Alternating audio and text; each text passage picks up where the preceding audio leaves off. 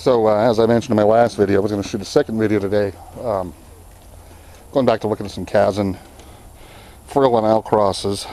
This little guy is an ash red, some white on the head, muffs. He is from the Kazan and the old-fashioned frill pair. You might remember his siblings are toy bronze. The toy bronze really doesn't express through the ash red, so we're not seeing any bronze in him. But kind of a nice little bird. Little facial snip there. Kind of a mismarked saddle. It's the best way I can explain it.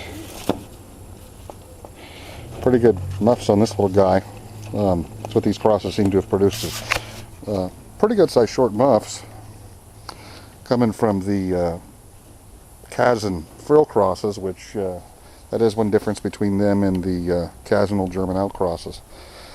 So this is one. This is their third offspring. They've been slower than the Kazan frill pair, and they did get a later start. So this is their second round. Only the one. Kind of a ferocious little guy.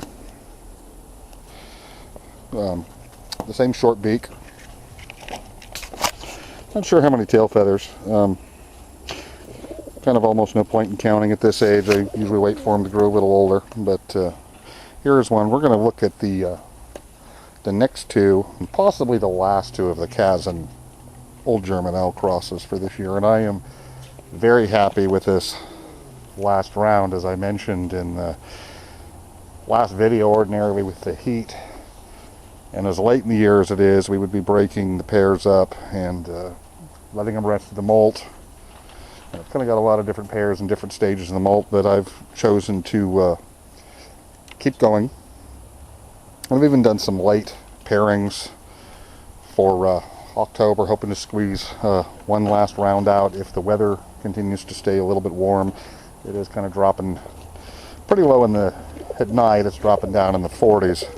So I don't know how much longer I can keep going and still continue to have success raising squabs to maturity. Probably not too much more time of that, maybe another month or two of that. Certainly going into November, that's going to be the end of that, and the pairs will definitely come apart going into late October. But for the moment, I will try to squeeze another round off, see what happens. So we'll look at the next two. So here we have another squab in the nest. This is another Kazan old German owl cross. So another sibling to the ones you've seen earlier in the year. And I really actually like blue check saddles, so I'm pretty happy with that. We've got a nice snip marked forehead with a dark upper mandible, which is what they should have if they're snip marked like that. Just a nice little bird. A little bit of grouse legs, plain headed. Don't know about the tail size. It has a mixed colored tail. So this is probably the last round from the Kazan old German owl cross. So I'm going to show you the clutch mate. The clutch mate to this bird is a surprise in a number of ways. So we'll go on to there. Here is the clutch mate to the little blue check saddle I just had out. So again, this is the Kazan old German owl cross.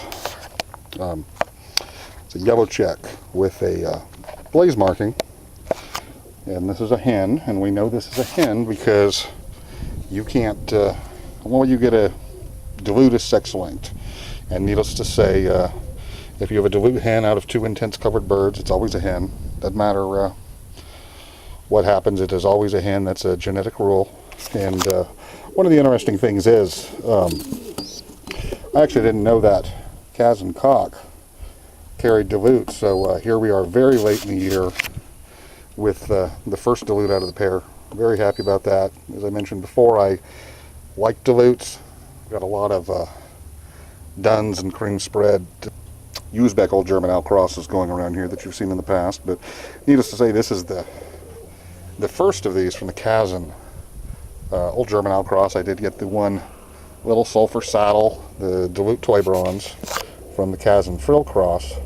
So needless to say, I'm pretty happy having another dilute, especially a yellow. I happen to like yellows. This little squab, it looks like it has a slightly broader tail than a lot of the others do. So it being a yellow, that's a surprise. I think it's going to probably have the lower wing carriage, like the last one from this pair.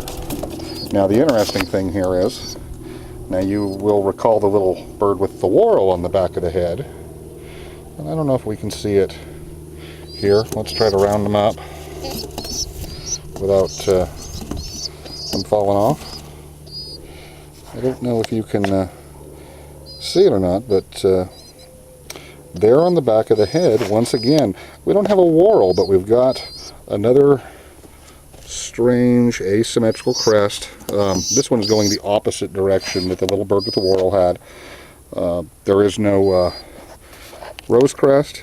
You can kind of see right there, you can see that tuft sitting off at the side of the head, right there on the back of the skull, kind of slightly at the back. Right there, you can see that. So, another surprise. Not quite the same as the bird with the whorl on the head, but similar, and this one is going the other direction. Really interesting genetics in this pair. You know, that's going to, needless to say, produce hopefully a lot of exciting things going into next year as we mate these F1s together and start to see what happens when we start going full brother and sister. As I covered in one of my last videos, I already have one pair together. Some of the earlier ones, I'm definitely hoping to get some of the later ones in the stock loft, get them breeding. So that's where we're at with these. Just a nice little bird for my project. A hen, which is good. And it's a yellow, and as I said before, I like dilutes. So that is good. Has a nice little whorl on the back of the head, shield marked. A little bit of grass legs. Just a lovely little bird. It will do my project lots of good as time goes on, and going to be looking forward to next year. I've got quite a bit to work with.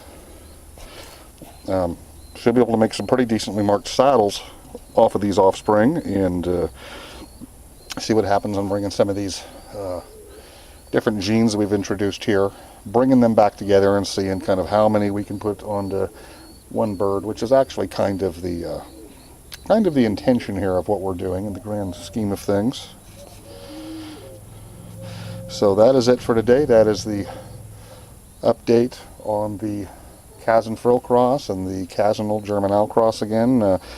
3 more squabs between those two projects coming up here. Kind of the mid part of September we're going into. Still very hot out. Some days in the 90s still here. So I'm going to keep breeding with I think some of these as long as I can, and definitely try to squeeze a little more out and see kind of what more we can do and get a bigger base of breeding for next year, and really try to push forward and see where we end up. So you know, needless to say, I had mentioned earlier talking about the old German Al-Uzbek cross. Sometimes it really does pay to keep going and get as many youngsters as you can from a mating to thoroughly test them. I mean, you can see a lot of different variation, and I think as time goes on, I'll do some more videos as these guys grow up and kind of show the mature versions of them and kind of show the different variations that have come out of one crossbreeding pair. And that's the thing to keep in mind, is when I do this, it's not a great large crossbreeding scheme. I do it on a very small scale, 1 or 2 pairs per varieties. For the most part this year, the crosses you've seen, they've all been 1 pair per project. So until next time, everybody out there, stay safe, keep breeding, and keep striving for perfection, I guess, with your birds or whatever else it is you do. Have a good one.